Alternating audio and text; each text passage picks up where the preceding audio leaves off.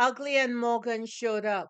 in full effect. Does any man want to deal with that rank and foul and evil attitude? Not in his right mind. Now, let's be clear. Someone with malignant cancer, if you will have the unfortunate chance to witness that happen to another human being, wouldn't want to wish that on your worst enemy. Let alone describe somebody who you don't Do not know know. as a malignant Malignant. cancer. And she made that speech knowing that this man has not done anything to her. So I would hope that one of the elders who are watching this will pull her aside and remind her that life and death is in the power of the tongue. And she got to be careful what she's trying to speak on somebody else. Welcome to Cliff Alerts. Today we're going to be talking about OWN Network's reality-based TV series, Ready to Love, season number 7, episode number 7. And before we get into it, please like, share, and subscribe. Please click that notification button so you know when we upload new content.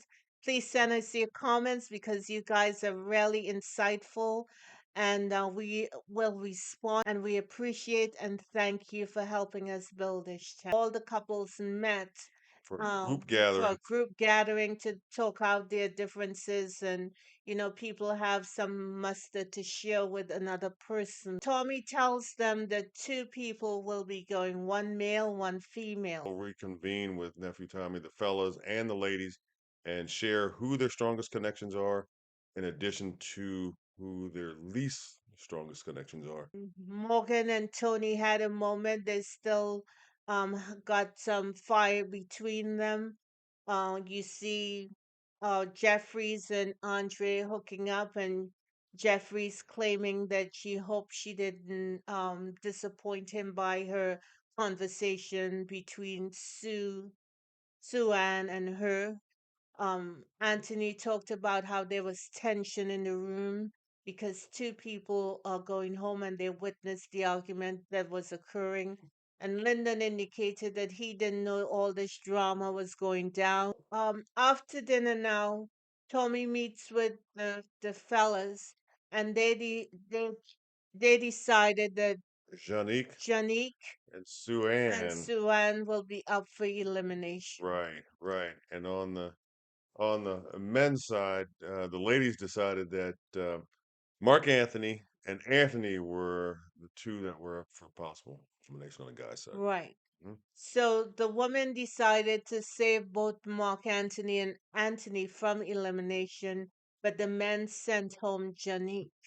And Janique's man, as we said last week, is not there. She is more advanced than any of the ladies there, in my estimation. And I'm sure that man is going to find her. But at least, at the very least, when he does, she will be clear and she would be ready to accept love in her life. And not only that too, but she represented herself, I think, very Absolutely. well. A class act throughout. It's probably a little awkward for her when she was first introduced to the group because she wasn't part of the initial group of, I believe, 14. Right. But ever since she has been on the scene, in my opinion, she has been somebody whose stock has steadily risen and who has uh, very well shown herself to be um, somebody who is definitely, I believe, ready for love. Olive has made an appearance. She wants to go to sleep. Hey, Ollie. We start off now with the dates that occurred between the couples. Right. And the first one up was, I believe, Sue Ann went to Anthony's house. Yep. hmm Rolled up And in his crib, didn't she? right, she went there and he prepared maybe lunch or dinner, I don't know. Um He seemed like he can cook. He offered her flowers. She helped prepare the meal. But once they sat down to eat, it was like crickets. There wasn't any kind of energy going on between both of them. Well, I think there was energy. It was just awkward. It was awkward energy, but it was energy nonetheless. And not only that, too, but I think he wanted to. wanted to make sure that he conveyed the sentiment to Sue that he was definitely interested, but I don't know how effective he was at conveying that message. Well, I don't believe the brother is interested. I'm just saying. You go over to a man's house and he makes you dinner, he's going to be a little more engaging and entertaining and jovial because he's in his environment. And Anthony seemed a little stiff to me. Eventually, she had a conversation regarding the sexual energy between them. And she said she's not feeling anything. The last time she felt something is when they had the dance at the Hard Rock Cafe. So before she headed out, he put on some music and they were touchy feely and that was acceptable. So his stock rose according to her. Yeah, it's interesting how cutting the rug has a that kind of effect on somebody. Well, you could put the girls on them, that brings a different approach altogether. Perspective, huh? Yes, yes. That Got it. usually opens the senses to a whole lot of stuff.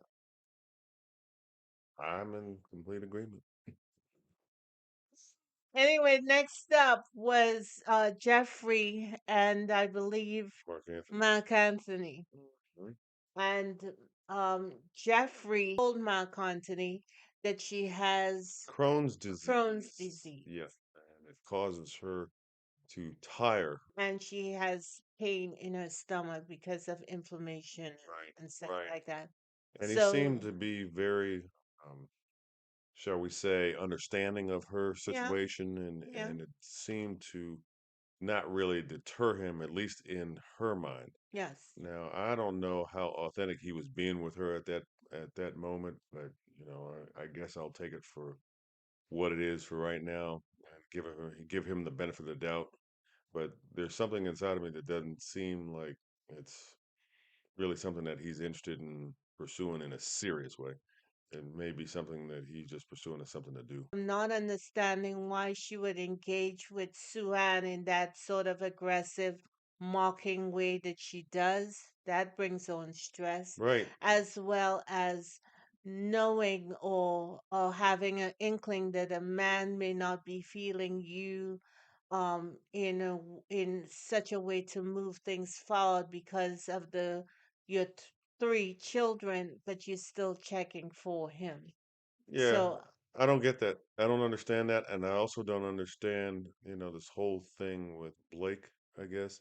If the disease kind of takes it out of her in that way, why she spend so much energy talking about right, and she's not into Blake, so why are you continuously bringing Blake up? It's a and non-starter. Sue Ann. I mean, get into that Zen position that you want because your babies depend on it and your health is supposed to be everything at this point.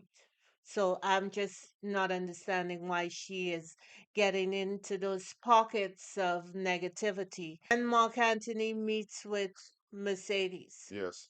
Mhm. And Mercedes clearly is his kind of woman. Yeah, they were flirting with each They other. are And, attracted to each other. yeah, she said that she was kind of really feeling him, right? Well, she was feeling him from the Literally gates. too. Yes. He Literally was too. touching the muscles and Hmm. they were flirting and giggling. Yeah, he flexed the guns for her Right. on the shoulder there, and she started rubbing on him and Mhm. all that kind of stuff. And I noticed that she went in for the kiss. Mhm. So, That means she really likes what she's seeing. right, and she's telegraphing that to him. Right. Nothing wrong with And that. that's perfectly up his alley, as I'm sure, because he's kind of like giving, like you said, player vibes and pretty boy vibes, right? Yeah, I just thought it was strange that both times she had to lean in for the kiss, and he did not do that on his own, except when she was coming in. Yeah.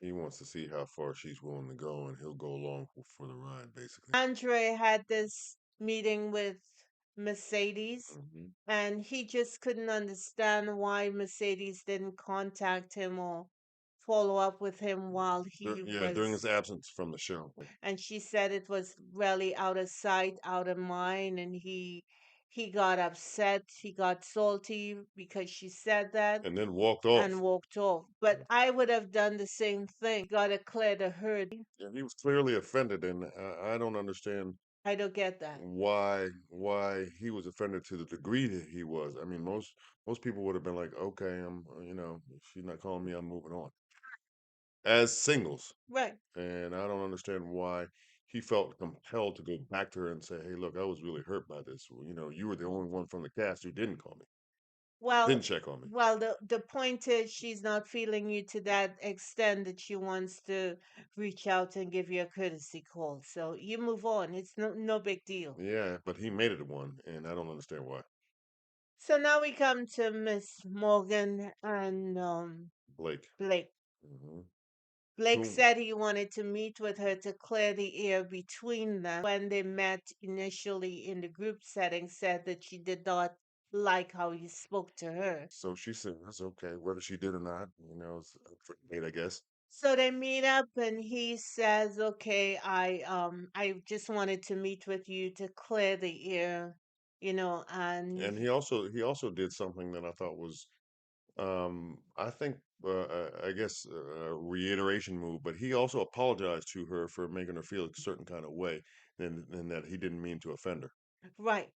And she said that, you told me that I would not be happy with kids. She said she doesn't need a man or children to validate her. Why are you on this show? Because Hey, look, I'm scratching my head on she's that one. meeting with Tony, and they have this thing going on, High sexual energy, and right? they're And they're flirting speaking, and doing a little bit more and than they're flirting. really speaking in code. Mm, If you check out their conversation, right. it wasn't real. It wasn't anything that was honest and open. They were clearly speaking in code when they met. Smashing code, I might add. Uh, take from it whatever you like. That's what it sounded like to me. But That's just my best guess. she said she doesn't need a man to validate her. Now listen to my sister, my beautiful black sister who showed up on a show ready to love, looking for someone and hoping someone could find her. She gets with Tony, who they have a sexual energy. Sure, that's fine. You do what you want to do. Blake is not feeling you. He, when he came in hot. He started talking about not wanting to have children. That turned most of the ladies off because most of them want children. Right. So you're now checking for someone else. What is the problem? He did say something stupid. I'm not a fan of Blake. I didn't like how he was coming across, and I certainly didn't like how he seemed like he was looking down his nose at the ladies. But he comes now, he humbles himself, he wants to clear the air. He starts off with a apology, not knowing what he was apologizing for, but he knew based on your conversation that he offended you in some way. So Just as a sidebar note, to me, his approach seemed to be genuine, please, authentic, and really sincere about trying to get, through this, so that they can move on, right. with the air cleared and with a better understanding of each other, not necessarily in agreement with one another, but a better understanding. And So she I thought he handled that part of it Good. very well. So she comes back with, "What are you apologizing for if you don't know what you said?" Well, I'm opening up this discussion with an apology because I feel like I hurt your feelings, and that set her off. She came to that meeting with an agenda. And The the cam attitude. the cameras were on, so she took this opportunity to put him in his place. And she came out with the nastiest foul attitude that I have seen so far from any of the ladies from most of the seasons of the show. Yeah, there've been It few to was match. dark, it was dark, and it was ugly. No Her question about it. features changed on that screen. Uh, The issue between him and Jeffries is just growing like a cancer. that's what Blake said. Yes, But he wasn't talking about directly her. about her, He was talking about the about Morgan. situation was growing in an Right, ugly right, direction. and it was kind of growing And in a bad way. he And wanted to he made a comparison. change. Yeah, he made an He analogy. Yeah. wanted to change that. Right, exactly. So she said, I She feel the same way about you. I think you're not benign cancer, but you are malignant. I don't think you have good intentions for being here. I don't believe you're honest. I feel like you're lying to these ladies, these beautiful ladies, and I feel like you don't deserve to be here. who died and made her oncologist, relationship expert, and judge and jury over worthiness about other cast members. Now, correct me if I'm wrong. Did she not say in her confessional that she doesn't need a man or children to validate who she is? And more power to you, sister. But you still on the show, Doing the same thing. trying to look for a man. So why are you more deserving than Blake And tendencies? who gives a damn whether or not she thinks she's more deserving than he is? Then she said that he needs help because he got three baby mamas. I'm just wondering, why would this woman, this beautiful sister, look at another human being, a black man, and tell him he's a malignant cancer? For this show is her his this show Over some over observations. misunderstanding? Right, observations about a misunderstanding. That's exactly right. And use such a dramatic analogy and an inappropriate analogy to describe her perceptions of this guy. He must Listen, be. you guys know our story. Both of our parents died a month um between each other. And I had to I had to go and drive hundreds of miles to the hospital and stay in my mom's room when she was diagnosed, when she was having treatment, and to hear the pain, the suffering, the despair that she is talking about someone having a malignant cancer. That is evil. Yep, and That is evil. yep. There's no question, and that evilness originated from my vantage point and from a dark place within her, and came out and kind of cast a cast her in a totally different, shall I say, lack of light. Because I'm sure there's some out there who have overcome cancer, who Constantly battling. who are battling cancer. And when you have to see it, when you have to experience it, when you have to stand witness to someone you love going through and this and hard and space, be that support system and right? part of that caretaker team, if not the caretaker team. You You don't don't wish wish that that on on nobody. anyone, Nobody. anyone. In your right mind, okay, or in your wrong mind. You don't do So that. this is a cliff alert for Miss Miss Morgan. Morgan and anyone out there who speaks in with that kind of venom and darkness and wish it upon someone else. Life and death is in the power of the tongue. You need to bring your tongue back to life because right at that moment, spitting death for sure. Spitting death for real. And like you said, I too have seen a parent leave because of cancer, and it was my father in my case, and that makes an impression that you never forget. You I don't mean, you don't you don't wish that on anybody. casually describe and otherwise project that kind of thing onto anybody else, be they your family member, be they your friend, be they your enemy, really. All of us have gone sideways one way or the other, including ourselves. But after a while, once you live life, when you've seen a couple of things, you tend to be mindful of what comes out of your mouth. Hopefully, more and more, And more blessing. Thank you. I appreciate you. and not cursing. And not cursing somebody else.